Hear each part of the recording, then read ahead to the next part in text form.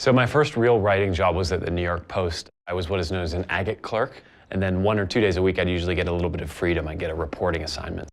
It would get these meager little assignments that we get to go out and actually report on. But it felt like such a huge thing at the time that we really treasured all the time we could go out and do it.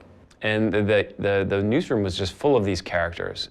And there's one guy in particular, a guy called Bob Cordasco, who was just a classic, just like a prince. These guys were just experts at editing. I remember I'd sit down behind him and he'd kind of sigh and open the story up and look at it for a few seconds, and he'd just kind of sigh and just be like, what the fuck is this shit? And he'd just go line by line through it, just destroying it and making it into something that was actually workable for the newspaper. These guys were just experts at editing. They would cut it down to the absolute bone, to the most important stuff. And so after a few weeks of sitting next to him and having, my ego just be beaten bloody, you got to realize like there are little tricks that he's doing. He'd always be like, well, you never need to use that. That was just a word that instantly would kind of get zapped out of all these different things. I got to the point where you could actually write something really quickly and get all the facts and get a really straightforward style going.